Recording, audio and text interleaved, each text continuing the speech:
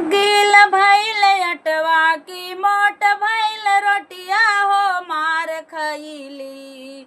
गील भइल अटवा की मोट भइल रोटिया हो मार खइली।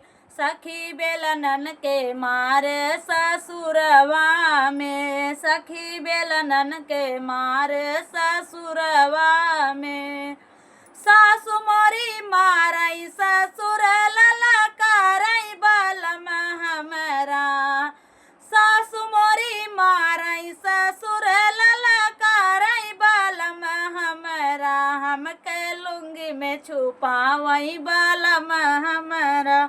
हम लुंगी में छुपावई बलम हमरा। गील भइल अटवा की मोट भइल रोटिया हो मार खइली। सखी बेलनन के मार ससुरवा में। जेठनी मोरी मारई हो जेठ ललकारई बलम हमरा।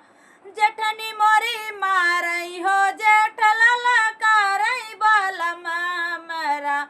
हमही के समझावई बलम हमरा। हमही के समझावई बलम हमरा। गील भइल अटवा की मोट भइल रोटिया हो मार खइली। सखी बेलनन के मार ससुरवा में। सखी बेलनन के मार ससुरवा में।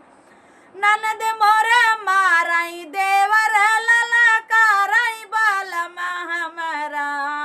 ननद मोरी मारई देवर ललकारई बलम हमरा। सखी हमके दुलारई बलम हमरा।